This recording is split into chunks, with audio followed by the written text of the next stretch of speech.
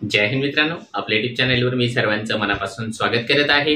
आजच्या या व्हिडिओच्या माध्यमातून आपण अत्यंत महत्त्वाची एक गुड न्यूज बघणार आहोत आणि ती गुड न्यूज म्हणजे पवित्र पोर्टल शिक्षक भरतीच्या संदर्भामध्ये आपल्याला जे आहे आजच्या तारखेला ज्या गोष्टीची प्रतीक्षा होती एनओसी मिळण्याची, ती एनओसी मिळालेली आहे। आता इथून पुढे यादी कधीपर्यंत लागू शकते, हॉरिझॉन्टल कन्व्हर्टेडची यादी असेल, विथ इंटरव्ह्यूची यादी असेल किंवा उर्दू माध्यमाच्या संदर्भामधले जे पुढचे राऊंड्स आहेत त्या संदर्भामधले राऊंड कधीपर्यंत लागू शकतात, त्या संदर्भामध्ये अत्यंत महत्त्वाची माहिती आपण या व्हिडिओच्या माध्यमातून जाणून घेणार आहोत। परंतु तत्पूर्वी आपण जर चॅनलवर नवीन असाल तर आमचं चॅनल सबस्क्राइब करा, साईडचं जे बेल आयकॉन आहे त्याला देखील प्रेस करा, जेणेकरून शिक्षक भरतीच्या संदर्भामधल्या कोणत्याही माहितीची अपडेट आपल्याकडून मिस होणार नाही। चला तर मित्रांनो, बघूया एक एक करून काय आहेत महत्त्वाचे अपडेट्स। सर्वात पहिल्यांदा तर ती गुड न्यूज आहे की ज्या गोष्टीची मागच्या जवळपास 15 दिवसांपासून आपल्याला प्रतीक्षा होती, खऱ्या अर्थाने मागच्या 4 महिन्यापासून त्या गोष्टीची प्रतीक्षा होती की जसं आपल्या सर्वांना कल्पना आहे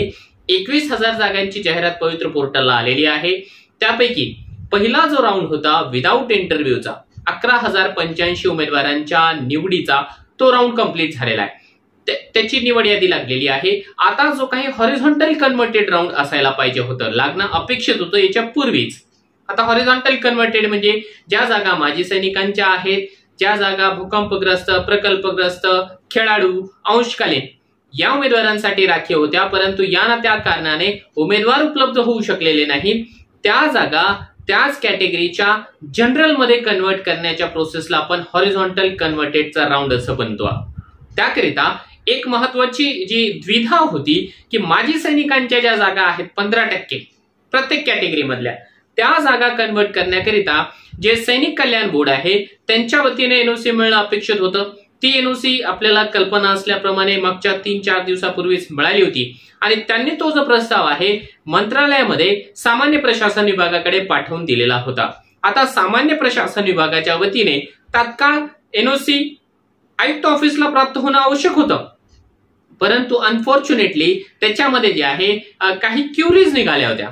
आता आजच्या तारखेला गुड न्यूज हीच आहे की त्या सर्व क्युरीज दूर केल्याच्या नंतर फायनली आज पवित्र पोर्टलचा हॉरिझॉन्टल कन्व्हर्टेड राऊंड मध्ये माजी सैनिकांच्या जागा कन्व्हर्ट करण्याकरिता ग्रीन सिग्नल, एनओसी म्हणूया आपण त्याला, किंवा ना हरकत प्रमाणपत्र ते मिळालेलं आहे। याचा अर्थ पुढचा जो काही राऊंड असणार आहे हॉरिझॉन्टल कन्व्हर्टेडचा राऊंड, तो लावण्याकरिता आता कोणत्याही प्रकारची अडचण, बाधा शिल्लक राहिलेली नाही। त्यामुळे आता आपण अपेक्षा व्यक्त करूया की आता जे पुढची जी काही प्रोसेस आहे ती केवळ आणि केवळ आयुक्त कार्यालयाच्या हातामध्ये आहे आणि ते ऑलरेडी सकारात्मक आहे। आता मागच्या बऱ्याच दिवसापासून आज एनओसी मिळेल, उद्या एनओसी मिळेल, अशा प्रकारच्या चर्चा या ठिकाणी चालू होत्या, परंतु टेक्निकल कारण मध्ये मध्ये जे आहे येत असल्या कारणाने त्याला डिले झालेला आहे। तुम्हा लोकांची जी काही सहनशीलता आहे त्याचा अंत झाला होता, हे आपल्या सर्वांना माहिती आहे, मान्य आहे, परंतु काही गोष्टींना इलाज नसतो। शेवटी आता देर आहे दुरुस्त आहे या म्हणीप्रमाणे आजच्या तारखेला एनओसी मिळालेली आहे। आता इथून पुढची प्रोसेस नेमकी काय आहे, तर आज आताच थोड्या वेळापूर्वी माहिती मिळालेली आहे की एनओसीचं पत्र या ठिकाणी ऑफिशियल पद्धतीने मिळालेलं आहे। आता पुढे काय होणार आहे, तर आज ज्या काही जागा आहेत हॉरिझॉन्टल कन्व्हर्टेड मध्ये कन्व्हर्ट होऊन येणाऱ्या, म्हणजे किती जागांचा राऊंड आता घ्यायचा आहे, कारण याच्यामध्ये ना बारीक सारीक पॉइंट्स असतात की जसं माजी सैनिकांच्या 15% जागा प्रत्येक कॅटेगरीला होत्या, आता काही उमेदवार त्यांना सापडले असतील, आता त्या जागा तर ऑलरेडी भरल्यात, आता राहिलेल्या जागांपैकी सगळ्याच्या सगळ्या जागा त्या त्या कॅटेगरीमध्ये कन्व्हर्ट करता येत नाही। तर एकूण जेवढ्या जागा आहेत, समजा आपण गृहीत धरूया की ओबीसी कॅटेगरी आहे, ओबीसी कॅटेगरीमध्ये समजा 1000 जागा आहेत माजी सैनिकांच्या, तर 1000 जागांपैकी 1000 जागा कन्व्हर्ट करता येत नाही, तर त्यापैकीही 10% जागा आपल्याला शिल्लक ठेवाव्या लागतात। समजा 1000 पैकी 100 जागा शिल्लक ठेवणे, 900 जागांची या ठिकाणी यादी लावणे किंवा यादी लावण्याकरिता त्या जागा पुढे पाठवणे, अशी ती प्रोसेस आहे।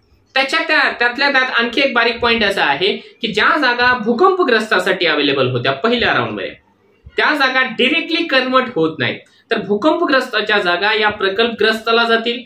प्रकल्पग्रस्तही उमेदवार जेव्हा पवित्र पोर्टलची जी काही सॉफ्टवेअर आहे त्याला रन केल्याच्या नंतर प्रकल्पग्रस्तही उमेदवार मिळाले नाही, त्याच कॅटेगरी मधले सांगत आहे, ते उमेदवार नाही मिळाले तर मग त्या जागा ज्या आहेत त्याच कॅटेगरीच्या जनरलमध्ये कन्वर्ट होतात. उदाहरण देऊन जर का तुम्हाला सांगितलंय, समजा ओबीसी भूकंपग्रस्ताची जागा आहे तर ती ओबीसी जनरलला जात नाही डायरेक्टली, अगोदर जी आहे ती ओबीसी प्रकल्पग्रस्ताला जाईल. ओबीसी प्रकल्पग्रस्त जर का सापडला नाही तर ती जागा ओबीसी जनरल मध्ये जाईल. अशी ती प्रोसेस आहे. म्हणून या प्रोसेसची जी काही डिसिजन आहे आजच्या तारखेला ठेवल्या जाईल. आयुक्त कार्यालयामधली जी काही पवित्र पोर्टलची टीम आहे ते संपूर्ण जागांचा अनालिसिस करेल. तो संपूर्ण अहवाल माननीय शिक्षण आयुक्त सूरज मांढरे साहेब यांच्या समोर ठेवतील आणि एकदा मांढरे साहेबांची सही त्याच्यावरती झाली की लगेच जे आहे पवित्र पोर्टल मार्फत जी प्रोसेस आहे ती रन करायला या ठिकाणी सुरुवात होऊन जाईल. आपल्यासाठी चांगली गोष्ट ही आहे की ऑलरेडी मागच्या 3-4 दिवसांपासून पवित्र पोर्टलची जी प्रोसेस आहे ती सुरू आहे. म्हणजे आयत्या वेळी पवित्र पोर्टलला टेक्निकल काहीतरी इश्यू निर्माण होईल अशी जी आपल्याला भीती असायची ती यावेळेस आपल्याला भीती राहणार नाहीये, कारण पवित्र पोर्टल जे आहे ते कार्यान्वित करण्याची प्रोसेस ऑलरेडी सुरू आहे. आणि गुड न्यूज हीच आहे की पवित्र पोर्टलला कोणत्याही प्रकारचा टेक्निकल इश्यू सध्या येताना दिसत नाही. आता तुमचा प्रश्न असेल मग यादी कधी लागणार आहे? बघा, आता थोड्या वेळानंतर जर का त्याच्यावरती आदरणीय सूरज मांढरे सरांची स्वाक्षरी झाली, त्यांचे ग्रीन सिग्नल त्याला मिळालं जागांच्या अनालिसिस नंतर, तर तिथून पुढे जे आहे जवळपास 12 तासांचा कालावधी त्याला लागू शकतो पवित्र पोर्टल रन करायला. त्याचे जे सायकल आहे ते पूर्णपणाने फिरवावे लागते, कारण जागा जरी कमी असल्या 5,000-5,500 जागा समथिंग जरी असल्या तरी त्याकरिता कॉम्पिटिशन मध्ये असलेले उमेदवार 2,05,000 आहे. 2,05,000 उमेदवार आहे. मग म्हणजे काय आहे की यांची संख्या भरपूर आहे. प्रत्येक उमेदवार बघावा लागतो. प्रत्येक उमेदवाराची कास्ट वेगळी आहे, कॅटेगरी वेगळी आहे, त्याचे जे सब्जेक्ट वेगळे आहे, वर्ग वेगळा आहे. मग ही थोडीशी किचकट प्रोसेस आहे. मग किमान जे आहे 12 तासांचा कालावधी त्याला लागू शकतो. मॅक्झिमम पॉसिबल आहे की आज रात्री उशिरापर्यंत ही जी यादी आहे ती लागू शकते. पॉसिबल आहे कारण मागची जी पहिली यादी होती ती देखील आपल्या सर्वांना कल्पना असल्याप्रमाणे रात्री 12:30 वाजता लागली होती.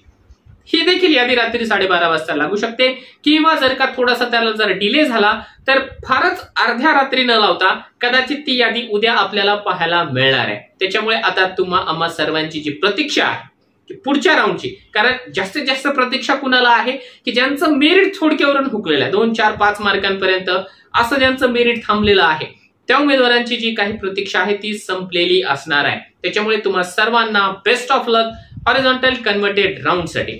आता राहतो आहे दुसरा प्रश्न. हॉरिझॉन्टल कन्व्हर्टेड लागून जाईल, परंतु जे विथ इंटरव्ह्यूचा राऊंड आहे त्याचं नेमकं काय आहे? तर त्या संदर्भामध्ये सध्या तरी पोर्टलवरती कोणत्याही प्रकारच्या हालचाली नाही. मग आता तो राऊंड कधीपर्यंत लागू शकतो?